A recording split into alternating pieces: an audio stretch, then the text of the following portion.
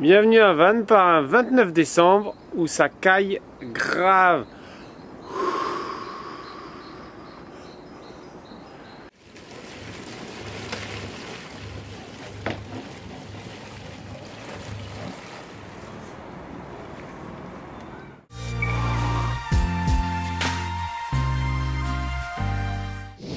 Là vous vous demandez où est-ce que je suis. On est dans le bateau. Mais en fait, c'est qu'on a eu un petit problème de séchage, donc on teste un nouveau séchage dans le bateau. En plein hiver, pas facile.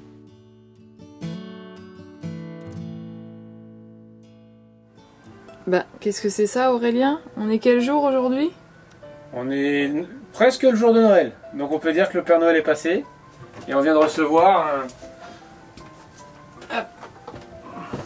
un beau chauffe-eau. Pour du coup avoir enfin de l'eau chaude dans le bateau, se redoucher quand il fera beau, faire la vaisselle, tout ça quoi. Donc là, l'eau froide normalement devrait se terminer très vite. Donc voilà, on progresse dans notre confort on va dire. Et ce qui est plutôt une bonne nouvelle, puisque je vous rappelle que le 18 janvier, donc on est le 23 décembre, et que le 18 janvier on a un bébé à bord, donc sans eau chaude ça aurait été compliqué. Maintenant il y a juste qu'à l'installer, c'est ça? C'est ça, il y a juste que bon là on a construit un outil de la mort là. Là c'était pour pouvoir accéder entre la cloison et le chauffe-eau. Voilà. C'est un marteau additionné à un tournevis. Tout à fait. Une rallonge de tournevis. Très bien. On a un brevet, on pourra le déposer plus tard. Mais... Ok. Et maintenant nous allons redresser le ballon pour avoir accès au circuit de l'échangeur et le mettre plus haut que le moteur pour éviter que le liquide de refroidissement du moteur ne se répande dans les fonds du bateau.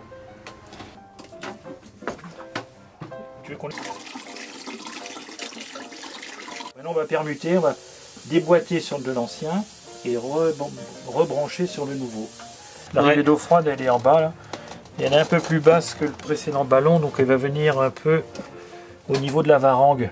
Donc en fait ce qu'il faut c'est qu'on relève, il va falloir mettre des tasseaux ici pour relever un peu comme ça. Donc rien d'insurmontable, mais un peu de bidouille une fois de plus. Ce qui est la règle absolue dans le bateau. On rigole hein. Oh là là. Et c'est bon là-bas. Oh là là. Alors, à gauche, mon chantier, faire les paquets de Noël. À droite, le chantier d'Armel et Aurélien. Aurélien qui m'a fait remarquer qu'il a utilisé quasiment tous ces outils. Et après une petite journée de travail, parce qu'on a fait une pause syndicale à midi, le chauffe-eau est quasiment installé.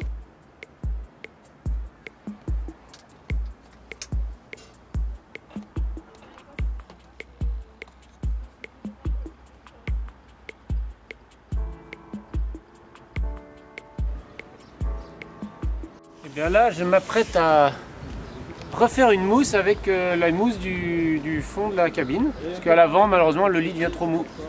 Donc là, on superpose les anciennes mousses qui sont en dessous, qu'on va découper. Et puis les mousses actuelles pour avoir le gabarit.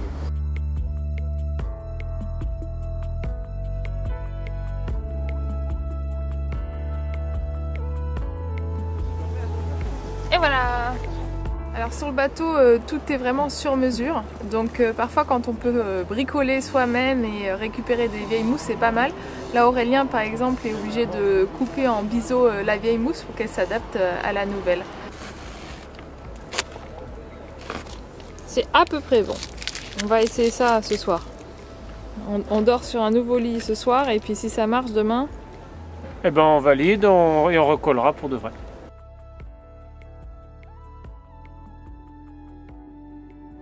Coucou, on est toujours à Vannes et cette fois on n'est plus tout seul, on est trois. Il fait toujours aussi froid, d'ailleurs il y a un bateau qui vient de passer et qui a cassé la glace, on a vu qu'il avait peur pour son étrave. Donc je disais qu'on n'est plus deux et depuis quelques jours on est trois à bord. Et ça se passe bien, il fait chaud à l'intérieur.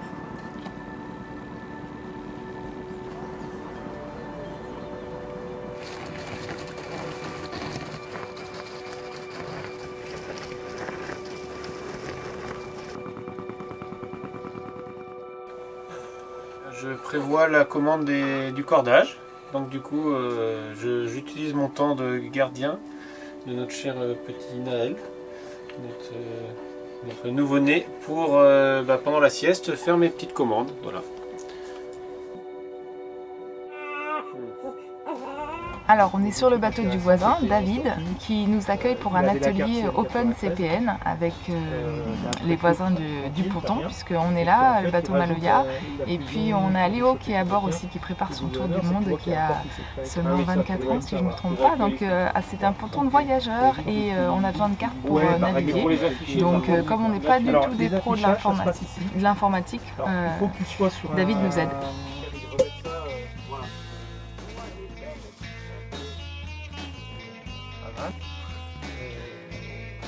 Tout ce qui est estran et mer et eau, c'est Navionics, et là c'est Google Earth. Donc tu vois, dans une entrée dans un port, dans une petite baie, ça peut être sympa. Et là je suis bien placé par ça.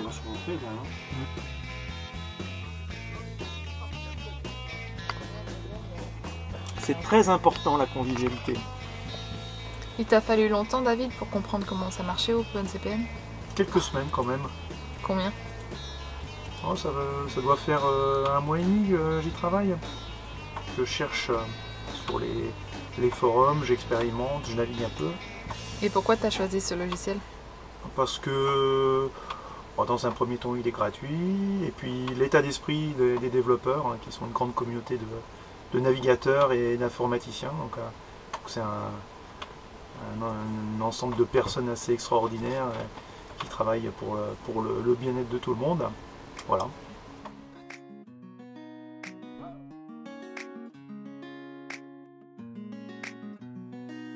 C'est la première nave de Naël aujourd'hui. On est parti du port de Vannes tout à l'heure, direction Latrines. Et comme vous pouvez le voir, y a du brouillard dans le golfe. On voit rien du tout. Heureusement qu'il y a les cartes et puis bon, on voit quand même à une centaine de mètres. Donc c'est mieux que rien.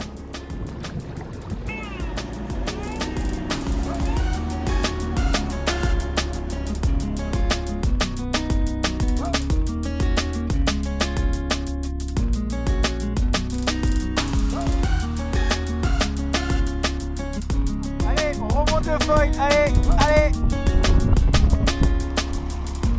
allez, rien lâcher là, allez, on est loin, 20 cm de la barre.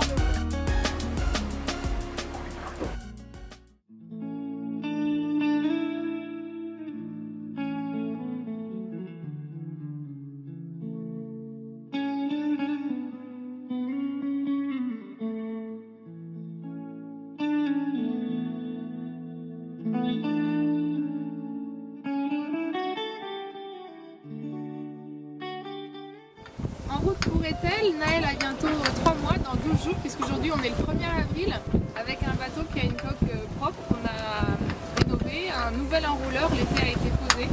Et puis en parlant de voile, j'espère que vous avez suivi nos 2 premiers épisodes d'Inside Voile, où on est allé notamment sur le plancher de Northsail pour découvrir comment sont fabriqués et comment seront fabriqués les futures voiles de Maloya. Allez, à tout à l'heure.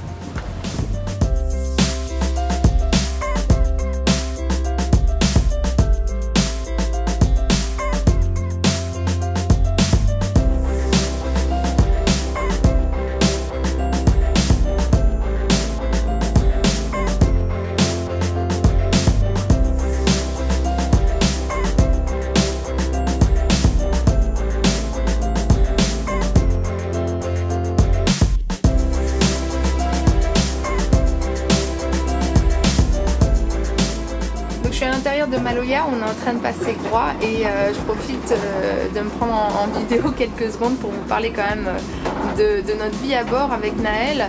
Je continue de l'allaiter même en mer, même quand il y a de la houle et puis du vent fort comme cet après-midi, et accessoirement changer ses couches et puis faire aussi un petit peu à manger.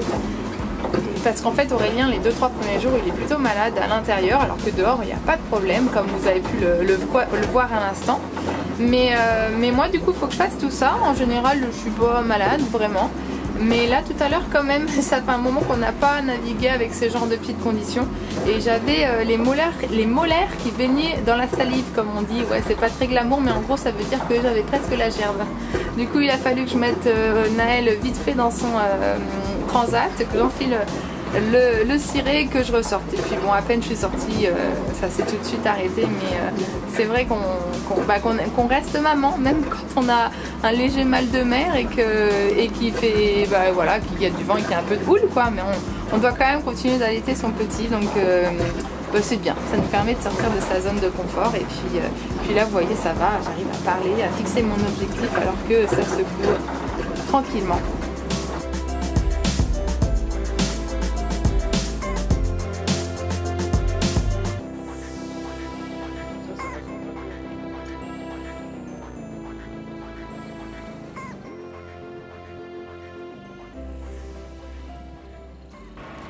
On est à Etel, donc sur la cale d'échouage, où on peut du coup mettre le bateau contre le quai. Donc ce qui est super, c'est que sur nous, sur l'Océanis, eh bien, on a la chance de pouvoir se poser sur la quille et le safran. Et comme ça, on peut vérifier les anodes. Là, on va changer l'alternateur de l'arbre d'hélice. C'est-à-dire qu'on va poser un alternateur qui va tourner quand on avancera. Et pour ça, il faut qu'il soit pris sur l'arbre d'hélice. Donc là, génial, on démonte, hop, on fait notre petite manip, et puis quand ce sera fini, eh bien on repart à l'eau. Et ce qu'on peut constater, c'est que notre coque est propre. On a passé un coup de Karcher la dernière fois et il n'y a plus que le cuivre apparent. Donc on est plutôt content pour partir dans un mois, c'est bien. Bah, elle était à l'avant de la quille, il paraît que c'est plat après. Ouais.